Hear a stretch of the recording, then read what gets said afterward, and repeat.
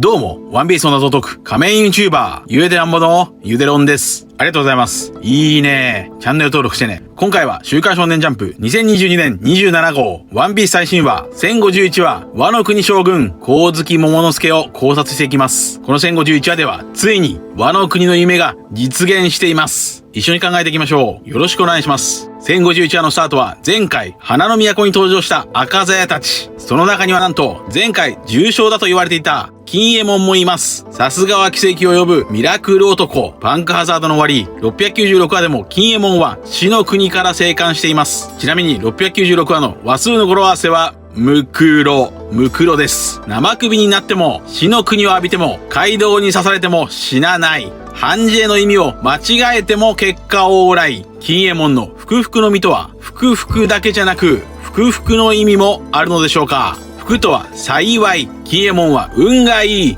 い。よっついてる男を食う男でしょう。そんな金右衛門ほか20年前に死んだと思っていた赤鞘国男たちが煙の中から現れて、人々はまるでここは黄泉の国かと言います。ワノ国の侍たちは655話で黄泉の実のブルックから語られたのが面白いです。これが1051話の話数の語呂合わせ一つ目。亡霊がいるでしょう。語呂合わせでは1はその形から棒、5はがと読むそうです。そして時を超えて蘇る光月家の影はまさに光月時の予言、9つの影そのもの。しかし福男金右衛門やお菊の姿はありますが、勘十郎のおでんの絵を道連れにして爆死した阿修羅童子や CP0 のマハと差し違えた遺像はいません。9つの影とは光月日和、伝次郎、金右衛門、お菊、犬嵐、猫マムシ、川松、雷蔵、そして忍でした。ここでその状況を花の都の外、ワノ国全土へ映像として伝えます。これが1051話の話数の語呂合わせ2つ目。度外でしょう。度外とは範囲の外という意味です。場面が変わって鬼ヶ島の近く、麦わらの一味がカイドウの息子ヤマトの存在に困惑しています。そしてヤマトは君たちの船に乗せてもらう光月おでんことヤマトだ、よろしくねと麦わらの一味とはほぼ初対面にもかかわらず狂ったことを言っています。これに女好きのサンジとブルックは大賛成。これが1051話の話数の語呂合わせ3つ目。人の合意でしょう。こちら先週語呂合わせのみ合致できました。さらに加えて1051話の話数の語呂合わせ4つ目。0を前につけておでん恋でしょうか。しかしサンジとブルックは合意しましたが、船長ルフィとゾロはまだ治療中のため、ジンベエは船長の口から聞かないと納得できんぞと仲間入りの完全なる合意は得られていません。ヤマトは10人目の仲間になるのでしょうか。先週1051話ではヤマトに注目が集まると予想しました。こちらです。そしてまた1051話はおそらく51話と繋がるでしょう。51話はミホーク VS ゾロですが、51話ではゾロのクイナへの思いも描かれています。2年前こちらの動画で考えたように、クイナとは女性の悔しさを表すキャラクターであり、それはヤマトとリンクすると考えましたから、クイナイコールヤマトなら1051話にはヤマトに注目が集まりそうです。それは例えば1051話には光月おでんにそっくりな桃之助が描かれてヤマトは涙する。こちらの動画でも考えたように、小田先生は過去の話のかけらワンピースを最新話に必ず入れていると考えています。51話の扉絵は謎の女海賊登場。金棒のアルビダと金棒のヤマトがリンク。そんなヤマトに注目が集まると読み解いて予想できましたが、まさかヤマト仲間入りの話題になるとは思いませんでした。麦わらの一味10人目はヤマトなのか、もはや考察とか関係なく個人的な願望を込めてヤマトは10人目の仲間になると僕は考えます。なぜならヤマトは10人目だから。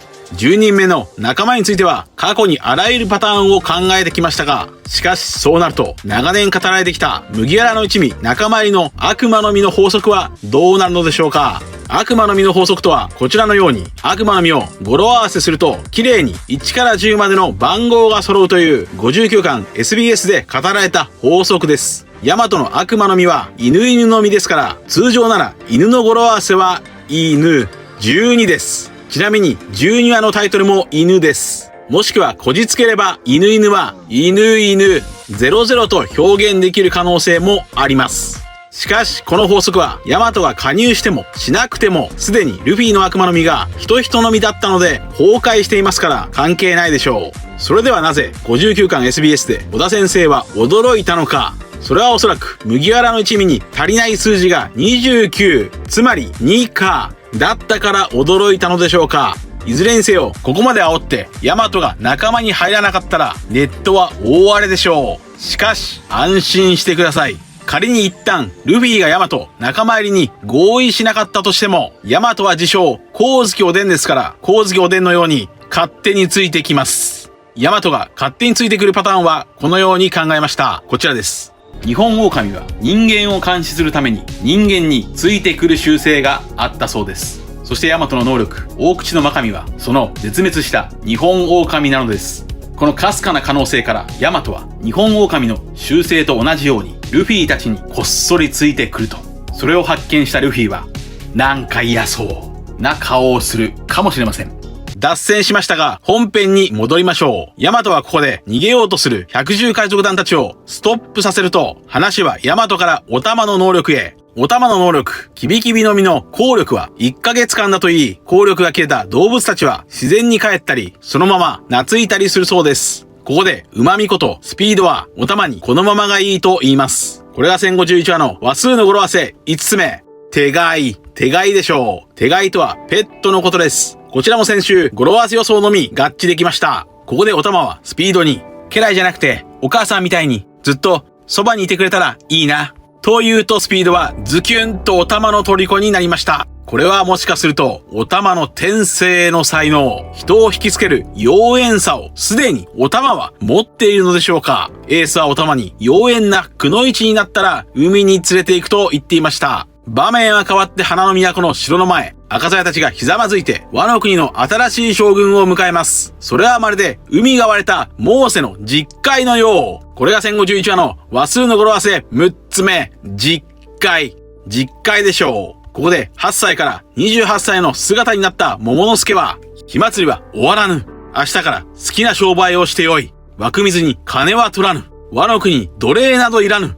と、桃之助が堂々たる演説を始めます。これが1051話の話数の語呂合わせ7つ目。透明でしょう。ワンピース公式で採用されている語呂合わせルールでは5月のメインなので目です。1048話の空船には透明なお水が飲みたいという願いが書かれていました。ワノ国は20年前、カイドウによって国全体が武器工場にされ、その工場でお玉の両親も死んだと言います。しかしそれを聞いたお玉は泣きませんでした。強く傘を打って生きていきます。そこへ現れた天狗山非鉄は、あと数年で光月という強き侍たちが現れ、鬼が倒されると言います。この話を聞いたお玉は、光月の侍たちが現れることを夢見て、それまで辛抱すると言います。この話は51話のゾロとクイナにリンクします。51話ではクイナの夢を叶えようとするゾロ。1051話ではお玉の夢を叶えてくれる光月の侍たち。51話ではゾロのおにぎりがミホークに叶いませんでしたが、1051話では光月の侍たちが鬼を倒してお玉はおにぎりを腹いっぱい食えるようになりました。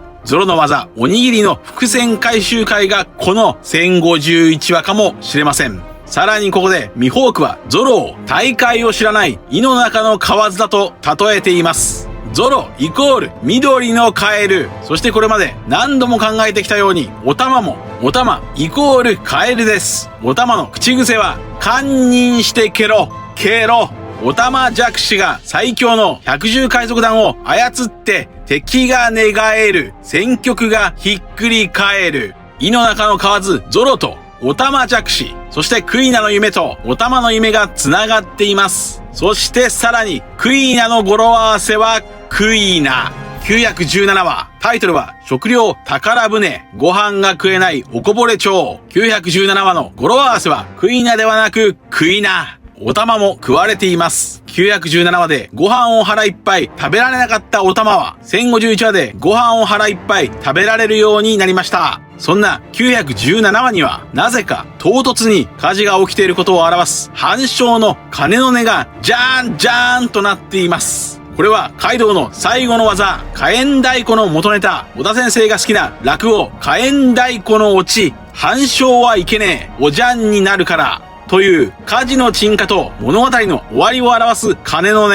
じゃんじゃんとつなげているのでしょう。つまり、ワノ国の戦いの終わりを表している。それこそが、こちらの動画で考えた話数の一つなぎや、いつもやっているふざけた話数の語呂合わせの真骨頂。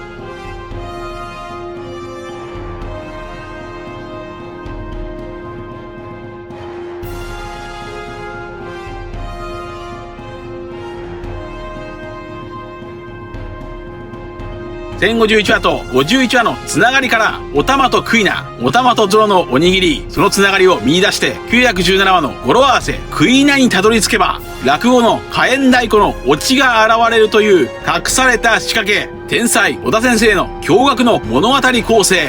そして両親が死んでも泣かなかったお玉は、ここでルフィの約束、お前が毎日腹いっぱい飯食える国にしてやる、という言葉を思い出して涙します。さらに、桃之助の演説は続き、海にいて得た心強い仲間たち、忍者海賊ミンク侍同盟と共に、カイドウとオロチを成敗したと、ワノ国の人々に高らかに宣言しました。これが1051話の話数の語呂合わせ8つ目、同盟。同盟でしょう。しかし、気丈に振る舞っていた桃之助ですが、体は28歳でも心は8歳ですから、ガタガタと震え出し、金右衛門に、あと何を話せばいいと助けを求めます。そこで金右衛門は、はったりをぶちかましなされ、と桃之助を鼓舞します。これが1051話の話数の語呂合わせ9つ目、どんと来い。どんと来いでしょう。震える桃之助はルフィの言葉も思い出し、父がくれた拙者の名は天下無敵の意味を持つ。光月桃之助がワノ国を統治いたす。これが1051話の話数の語呂合わせ10個目、天下一。天下一でしょう。こちらは先週、語呂合わせも内容も的中できました。ただし、桃之助の姿を見て、ヤマトは泣くだろうと考えましたが、むしろ、ヤマト以外の人々が泣いています。そして、桃之助は、父、光月おでんの背中を追いかけると言います。そして、再び、この背中は51話のゾロと繋がります。51話では、ミホークに負けたゾロが、背中の傷は剣士の恥だ。と言い、ゾロは背中を見せませんでしたが、1051話の桃之助はおでんの背中を見ています。もちろんゾロはおでんの刀、閻魔を所有しており、もちろん桃之助もおでんの刀、雨の幅切りを所有しています。二人はやがて天下一になる。そして桃之助はワノ国の人々に真の将軍家として迎え入れられます。これも1051話の語呂合わせ、人の合意でしょう。ここは何を追う侍の国、夜桜見上げた弱い8つのいい男。義理と人情は人一倍。腕っぷしなら血とご愛嬌。後のように広く轟く和の国の名将軍、光月桃之助はかくしてここに誕生した。大人になった桃之助の髪型や眉毛はまさに光月おでん。光月おでんは25年前からジョイボーイことルフィを待っていました。そのためにワノ国を開国しようともしていました。ワノ国には何があるのか。いよいよ物語はワノ国の革新へと迫っていくでしょう。以上です。続いてはいつものように次号1052話の展開を話数の語呂合わせや話数の一つなぎ、そして魚人島先取り説などの理論を用いて予想していきましょう。1052話の話数の語呂合わせ予想一つ目は純月。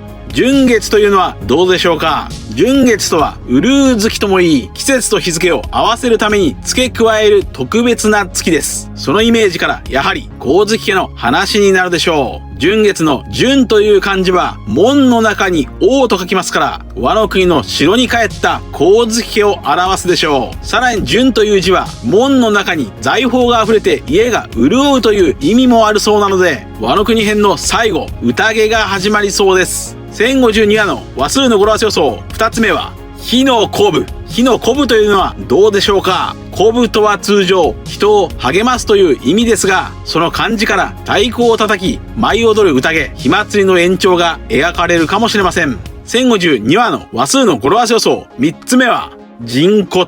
人骨というのはどうでしょうか？鬼ヶ島ドクロドームの話か。人骨というキーワードが使われるかもしれません。1052話の話数の語呂合わせ予想4つ目は、トガ人。トガ人というのはどうでしょうか？トガ人とは罪を犯した人ですから、いよいよズニーシャの罪が語られるのでしょうか？そして1052話はもちろん52話と繋がるでしょう。52話はミホークに敗北したゾロの話。剣士として最強を目指すと決めた時から命なんてとうに捨ててる。このセリフと繋がって現在死の淵をさまようゾロが1052話で生還しそうです。なぜなら52話ではミホークが安心しろ、あの男はまだ生かしてあるとルフィに言っていました。このミホークは1038話に登場した謎の死神と繋がるかもしれません。さらに52話だけではなく152話も考えましょう。152話では意固地なチョッパーをルフィがうるせえ行こうと仲間に誘っていますから、1052話ではルフィも目覚めてヤマトの仲間入りの話になるかもしれません。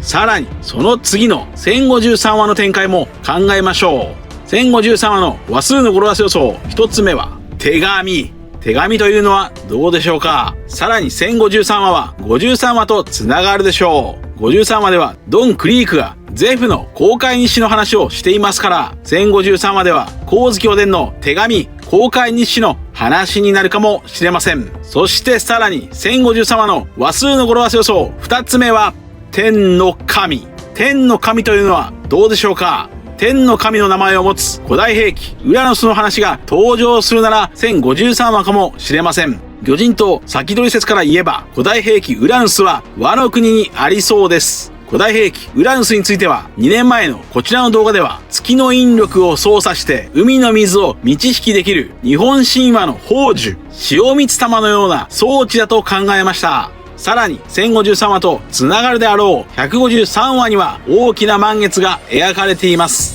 以上です。皆さんはどう思われましたか？ご意見や考察してほしい謎があればコメント欄までよろしくお願いします。ありがとうございました。チャンネル登録やコメントよろしくお願いします。